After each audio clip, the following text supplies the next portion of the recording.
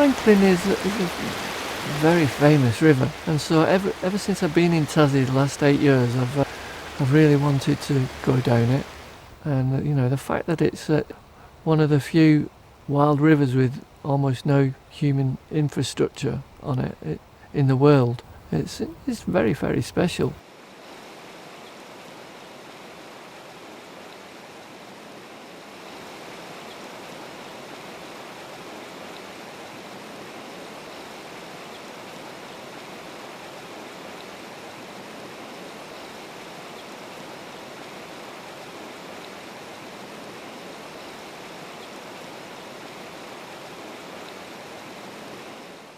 It's a private trip.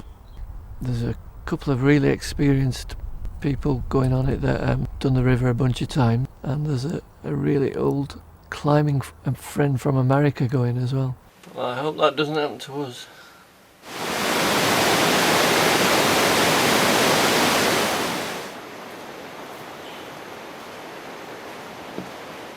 My arm doesn't work, and my leg doesn't actually work, even though I can walk around. There's just one muscle that works, the hip flexor, which allows me to step forwards. Apart from that, it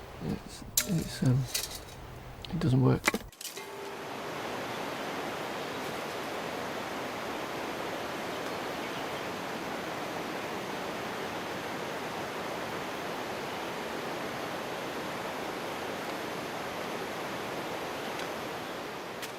Paul asked me if I could guide the boat, and luckily I have enough river experience to know that guiding the boat wouldn't have been a good idea. Even though I've guided for 5 years down the Grand Canyon, it's a big volume river. This is a whole different experience.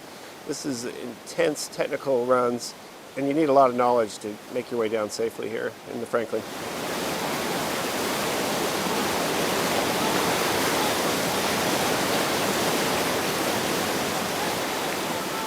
For Paul, there is a bit of an extra consideration because he paddles with his left arm, but he also needs to be able to hold on with his left arm. So if there's going to be any big jolts to the left-hand side of the boat, he's going to be holding on outside his body. So if he starts to fall to the left, he'll be out of the boat before his arm can grab hold.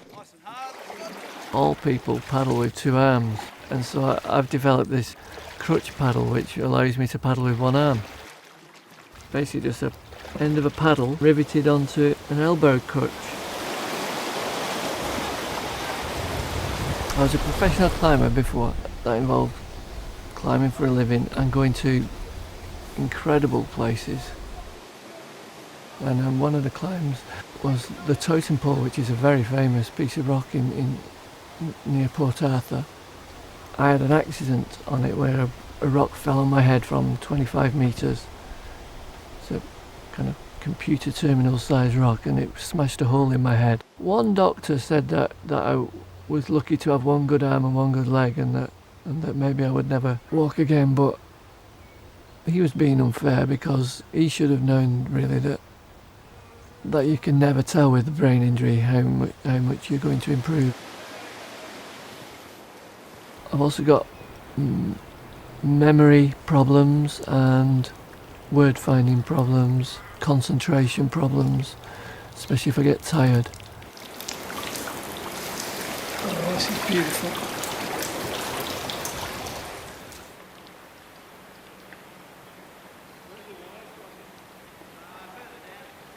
The river is just amazing. I'm almost lost for words actually. I'm used to kind of being up in the mountains, or in special places, and so it feels like I'm going back to nature, as it were, yeah, so it's good. It's really, really good. If you're a stamp collector before, or a chef or something, the whole thing would be to get you back to doing those things again. But for some reason, because I was a professional climber, everybody seems to think that I shouldn't be doing those things again. It's not true. It was my life, and adventuring was my life. This river trip is just an extension of that.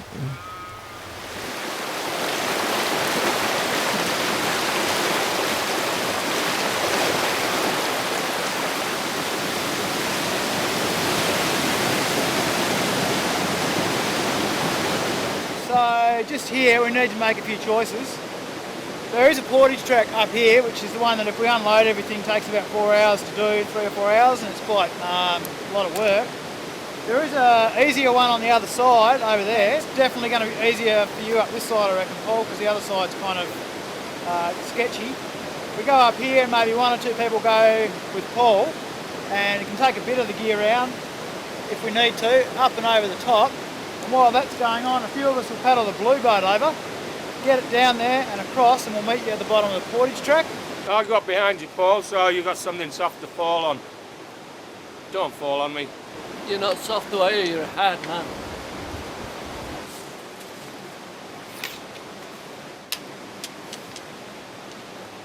At the onset, during that first year or two, I mean, I sold all my climbing gear and thought that I would never climb again. I thought that I would never go on any adventures again. I mean, it was a pretty depressing time for me. See why they call it the churn. So the track just goes around here, up a little bit and across, and then you come to a little V and some rocks where you'll be kind of going up and through those, and at the other end there's a little 6-foot drop. So you can either try and get around it, or you might be able to jam your body in it and kind of do a chimney move down it. When you get down, you're on the pretty slopey ground like this, and you just need to be really careful because it slopes all the way down to the river. During the first 2 years after my head injury, I suddenly realised that I could do these things here, but I needed more time to plan things out, and I needed just specialised gear as well. There's some places where on those portages were just treacherously slippy, weren't they? It was tricky, but it's something that I'm used to really, from all my climbing experience, and especially my disabled climbing experience as well, with you know, Kilimanjaro and things. So it's something that I was used to that.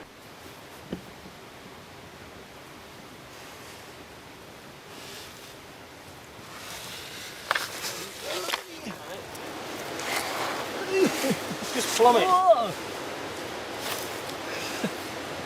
Okay, so Okay, you're gonna go slow. it's like it's okay now, I'd say. It's not that hard.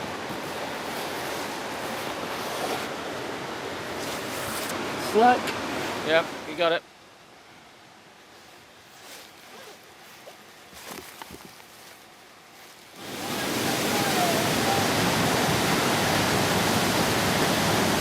Got it down this right side now, we just got to get it over the waterfall somehow, so I think it'll be alright.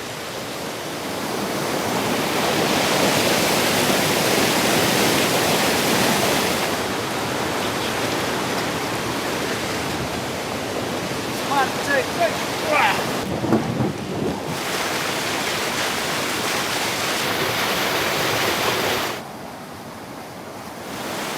Paul's been doing great. Even though he had that accident, which has created some handicap for him, I don't think it slowed him down a bit as far as his energy and his appreciation of being out in places like this. There is an element of danger in the Franklin. Obviously, you know, people have died on it and stuff, and that I'm well aware of that. That's what makes me feel alive.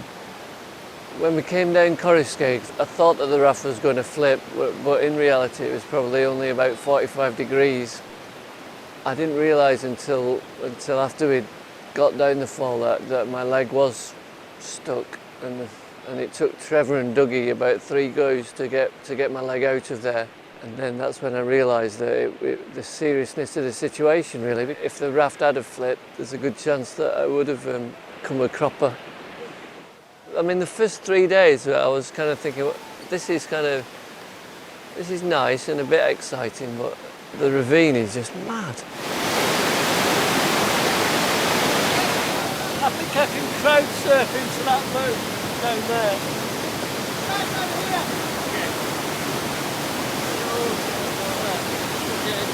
Just gonna step over here.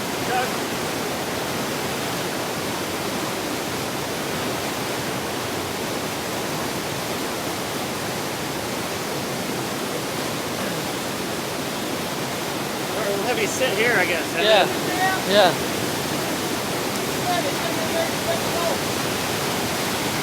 Gotcha. Okay, incoming.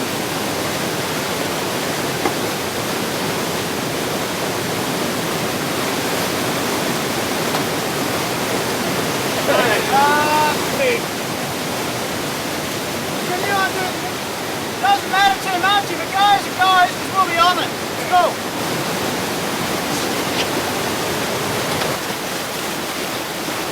Everybody ready? You can let go.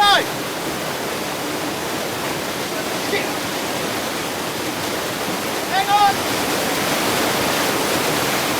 3.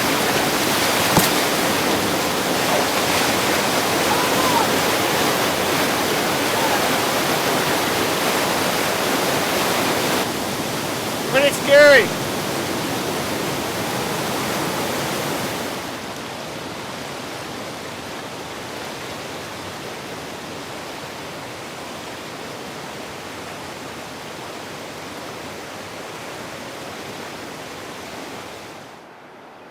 You kind of come out of the rapids into this serene water, and I'm definitely relieved.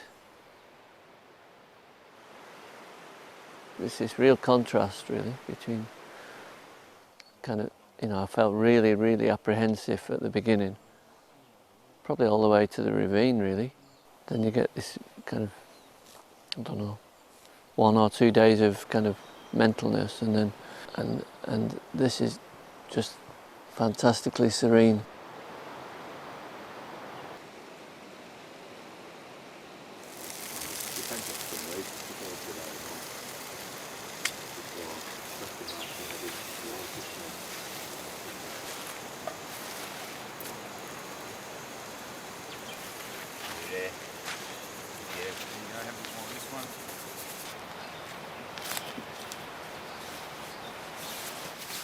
This part of the river has given me this opportunity to reflect and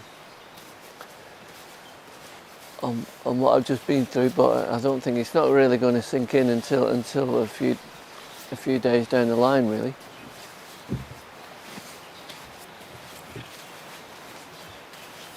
Well, the most memorable part of the trip was the ravine, and every time I kind of keep thinking about a ravine, I keep thinking about the rope cutting incident in the cauldron, and that's the kind of the craziest part of the trip in a nutshell.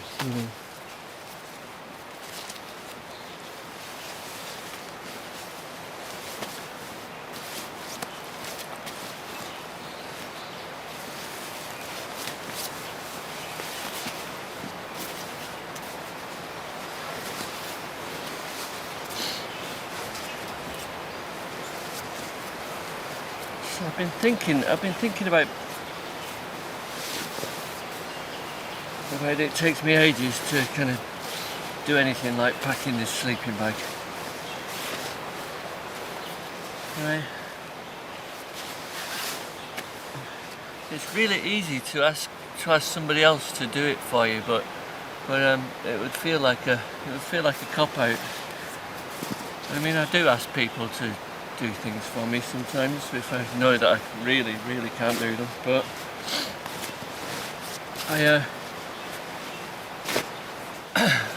I think that it's like little victories.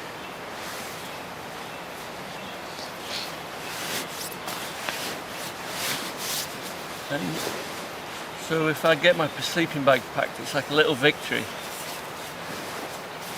which is,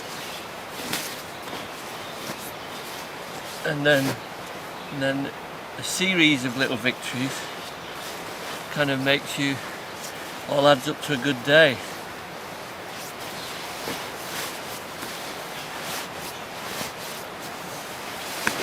And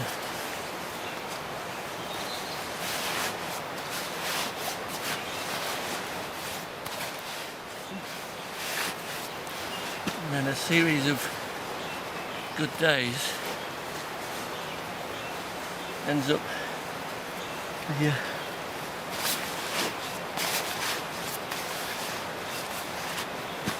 with you rafting the Franklin or something like that, then the Cenozoic era started.